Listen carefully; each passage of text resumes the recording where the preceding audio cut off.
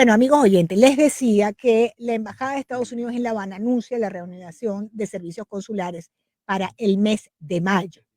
Y entonces las relaciones entre Cuba y Estados Unidos me recuerdan a la época de Barack Hussein Obama, que fue así como estamos peleados, pero yo quiero volver contigo, pero mamita rica, pero papito mi rey, pero es que yo sí te quiero, pero cuchi cuchi, pero es que sí, pero no, no, pero sí, así, ¿no? Y entonces ahorita yo interpreto estas relaciones entre Cuba y Estados Unidos, esa misma. Eres malo, pero sí te quiero, pero yo sí quiero estar contigo, pero no, porque tú me maltratas, pero yo sí quiero estar contigo. Eso, más o menos, ¿no? Poniéndole seriedad al asunto, porque ya llegó el invitado, y el invitado no es sino nada más y nada menos que uno de los mejores analistas que tenemos aquí en el sur de la Florida en temas de Cuba, como es el historiador Julio Schilling, el director de Patria de Martín, columnista del American, además un hombre que ha publicado varios libros sobre el tema cubano. Yo quiero hablar con Julio Schilling para que me explique dónde estamos parados, qué lectura le da él a esta nueva etapa de relaciones entre Estados Unidos y La Habana. Parece como una suerte de copycat de lo que pasó durante la administración de Barack Hussein Obama. Papito rico, mi rey, mamita, yo te quiero, y en eso andaban las relaciones. Vamos a jugar béisbol, vámonos juntos al partido de béisbol, yo te visito, tú me visitas, y así estaban en esa época. Volvemos al papito rico, mi rey y mamita rica, Julio Schilling, en las relaciones entre Cuba y...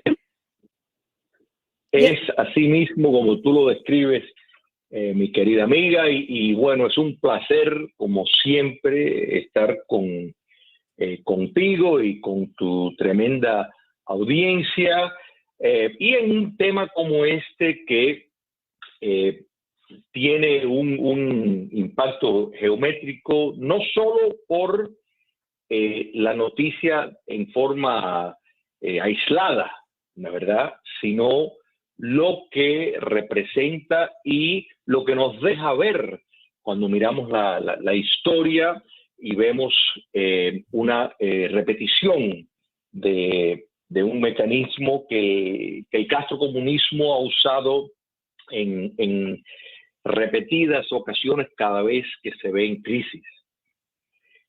Y eso es, mi querida amiga, la válvula de escape inmigratoria. Es una forma, esto podemos decir, es una respuesta del régimen castrista a el 11 de julio directamente. Es un intento de aplacar protestas del futuro. Y esto se veía venir en el sentido de que utilizan el terrorismo de Estado, por un lado, con condenas larguísimas, innecesarias, o sea, totalmente draconianas, por un lado, para tener un escarmiento, para de nuevo domesticar, pero por otro lado, es un puente de plata dando la esperanza de que hay vías para salir y que pueden transportarse a la nación cubana fuera de su territorio, y pues que eso sirva para apaciguar el ánimo de descontento de los cubanos en la isla. ¿Qué ha cambiado como para que en qué ha cedido el régimen de La Habana, el cártel de La Habana, como para esto? ¿Por qué este acercamiento desde tu opinión, Julio? Pero mi apreciación en esto es que esto ha sido un objetivo siempre y en todo momento del gobierno del presidente Joe Biden. Recordemos que fue el vicepresidente cuando estaba el presidente Obama y el infame acuerdo Castro-Obama. Y ese acuerdo, lo que más lo hace infame es que no se precondicionó absolutamente nada de mejoramiento al régimen castrocomunista, que el precondicionar un acercamiento diplomático fue una constancia en todas las administraciones de los Estados Unidos, que siempre habiendo determinadas variaciones en cuanto a la intensidad de la presión que se le ponía al régimen represivo de La Habana, pero había un entendimiento de que determinados valores y principios que había que sostener a cambio de poder tener el intercambio que Cuba comunista siempre ha buscado, porque hay que estar claro, Cuba comunista siempre ha buscado ese intercambio, pero intercambio a lo castrista, o sea, intercambio a que no se le cuestione su modo criminal de ejercer el poder político y de organizar la sociedad bajo normas totalmente totalitarias, y que, bueno, se le den los beneplácitos de comerciar como si fuera un país que respeta determinadas normas civiles y listos para un régimen democrático. Entonces eso es lo que siempre ha querido.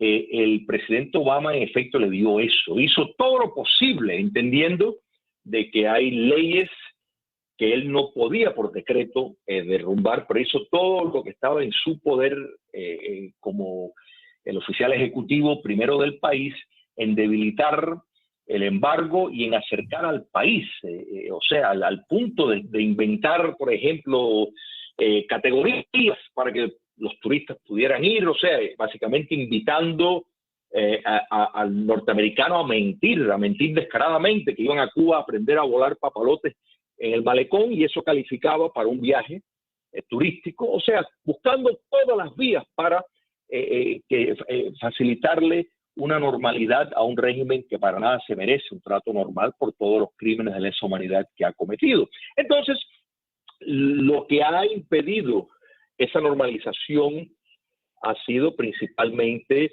la necesidad de la actual administración de preservar una mayoría en la Cámara Baja, y en el Estado pues poder preservar determinado margen de cuasi mayoría por medio del voto de la vicepresidenta. Entonces, no quería hacer nada para poner eso en cuestión. Lo que pasa es que el castrocomunismo siempre ha utilizado la inmigración porque entiende bien que la inmigración es un arma. Lo ha utilizado en el pasado.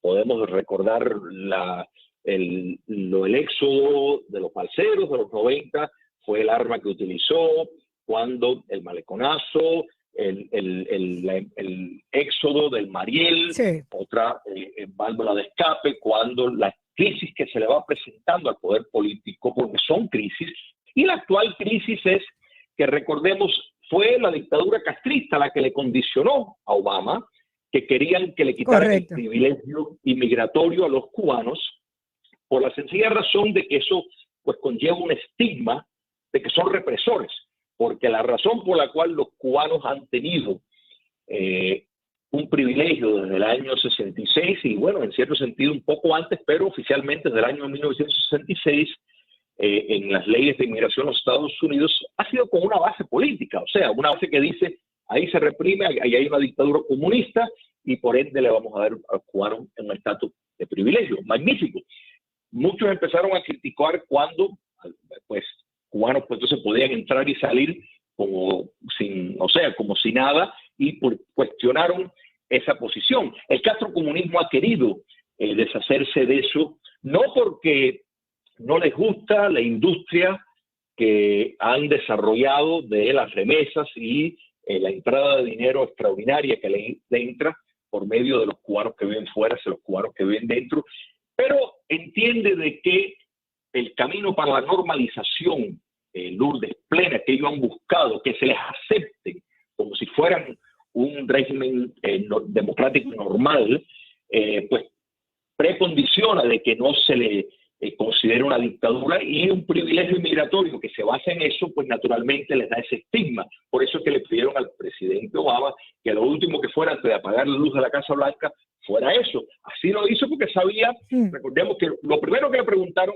cuando hizo el acercamiento es si iba a quitar la ley pie seco, pie mojado. Él dijo no, fue lo primero. Sí. Sin embargo, fue la intención en todo momento, y por eso fue uno de los últimos actos oficiales que hizo antes de salir. Pero la dictadura castrista estaba contando que la política de Obama se iba a seguir por medio de una victoria de la candidata en ese momento, Hillary Clinton. Al eso no ocurrir, es más, todo lo contrario. El presidente electo, ya después presidente Trump, en efecto revirtió ese acercamiento y eso no contaron la dictadura castrista. Entonces salieron perdiendo porque se les cerró la válvula, o sea, la entrada de dinero y determinadas preferencias que ellos habían modulado todo un modelo económico basado en una dependencia de la nación cubana que vive fuera de su territorio. Entonces, el retorno del presidente Obama les dio cierta suposición de que se iba a volver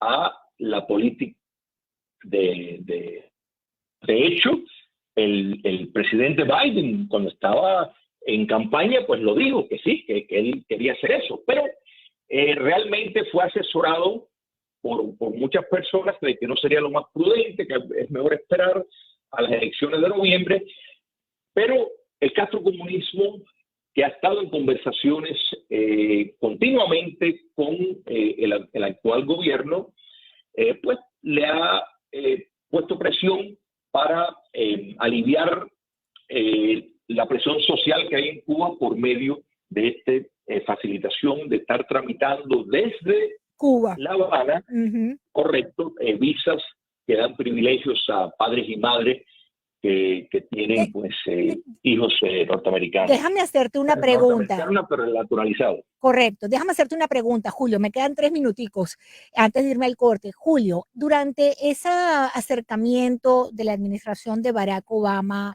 al régimen cubano, además de carácter unilateral, porque ellos no se dieron en nada, ¿en qué se beneficiaron los cubanos, digo el ciudadano de a pie? ¿Se beneficiaron algo de ese acercamiento?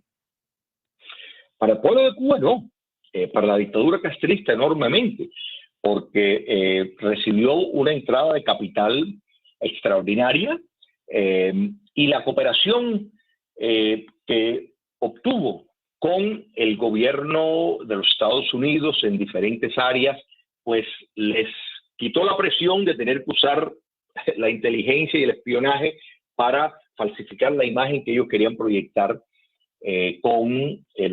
hacia los Estados Unidos de Cuba comunista. La colocación de la embajada de Cuba comunista en Washington, hoy en día probablemente uno de los centros de espionaje más grandes en los Estados Unidos, contra los Estados Unidos, operando en sus propias narices, pues eso le representa a la dictadura castrista enormes logros. Fíjate que todo esto ocurre a pesar de lo que todavía está pendiente de la guerra de facto que se llevó a cabo contra diplomáticos estadounidenses y canadienses, lo que se conoce como el síndrome de La Habana, que todo apunta a la mano del régimen de Vladimir Putin. Por ser este régimen, podrán haber resultado malos soldados, que realmente lo están resultando ser en el campo de batalla, pero en el campo de los ciberataques y este tipo de espionaje sí son muy buenos, lo han demostrado con las interferencias en las elecciones de los Estados Unidos, al punto que sembraron lo que querían, que no era ni favorecer a un candidato u otro, sino promover la desconfianza en los norteamericanos de su sistema electoral. Y eso lo logró el régimen de Putin, de modo de que todo esto es parte del hiperespionaje que llevan a cabo y las nociones de las altas dosis de radiación, de microondas de alta intensidad, que es lo que expertos apuntan de que es el causante del mal que surge del síndrome de La Habana, todavía queda irresuelto, a pesar de un reporte de la CIA ridículo que no tiene ninguna base empírica para decir que no fueron los rusos. Muy bien. Julio, te agradezco mucho, como siempre, habernos acompañado en Mambí la tarde de hoy. La información, amigos oyentes, que la Embajada de Estados Unidos en Cuba comienza en mayo los servicios para emitir visa de inmigrante. Volvemos a la relación de acercamiento entre, en este momento, pues la administración de Biden y del régimen de Cuba. ¿Qué ha cambiado en Cuba? Bueno, les voy a decir, hay más torturados, hay más presos políticos, hay más miseria, hay más hambre, hay más acoso, hay más represión. Eso es lo que ha cambiado, pero esta administración busca tender puentes y acercarse a un régimen que no da, creo yo, Julio, ni un ápice de espacio para un cambio, ni un ápice, ni un espacio, ni medio milímetro, Julio Schilling, a un cambio democrático, nada. Tal cual, vemos todo lo contrario, un retorno a las condenas extensivas. Juicios sumarísimos, torturas de menores de edad, todo lo que hemos recibido como denuncias en las últimas semanas a partir de lo que fueron las protestas del 11 de julio. Es al contrario, ¿no? Totalmente, con la gran diferencia de que en este caso estamos hablando de condenas, décadas a personas, muchos de ellos jóvenes que no estaban con armas, no estaban combatiendo al régimen, exceptuando combatirlos de forma pacífica, de forma de expresar que quieren un cambio de sistema, que quieren libertad. Pues eso es considerado sedición, eso es considerado traición al despotismo, ¿verdad? Entonces, pues, hemos visto lo que realmente no se veía en mucho tiempo, que demuestra la inseguridad del castrocomunismo, y esto se sabía que iban a utilizar esta metodología, por un lado, las condenas larguísimas, y por otro lado, presentar vías de salida para por lo menos mantener, a pesar de los límites de estas visas que se van a empezar a procesar desde La Habana, sin embargo, sirve para entretener, buscar entretener, intentar que los cubanos pues no se animen a otra convocación propia, autónoma y soberana del propio pueblo de salir a protestar, pues siempre han jugado con la salida del país al poder, y esto es otra muestra, y el gobierno actual se le concedió. No le concedió ofrecer mecanismos de tener un internet disponible para los cubanos, porque eso ha sido otra herramienta. O sea, lo que vimos en Ucrania que hizo Elon Musk de facilitar servicio de internet para que los ucranianos lo pudieran tener, cosa que los rusos querían cerrar. Bueno, pues habían diferentes alternativas y se le pidió a la actual administración hacer cosas similares en cuanto a Cuba para que no se le cortara los servicios de internet a ese pueblo que iba a salir, y que el internet proporcionó el mecanismo para que de una punta de la isla a otra se enteraran de que el pueblo estaba exigiendo en la calle libertad y abajo el comunismo.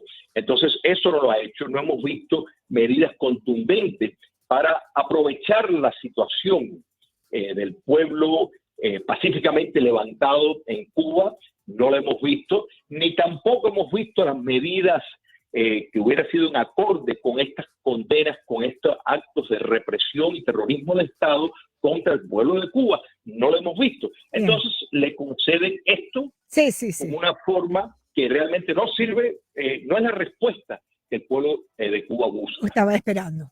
Gracias, Julio Schilling, por acompañarme. Julio Schilling, historiador, director de Patria de Martí, columnista del American, además editor, escritor de libros sobre la realidad cubana. A esta hora 4:30. Les repito la información. Embajada de Estados Unidos en Cuba comienza en mayo los servicios para emitir visa de inmigrantes.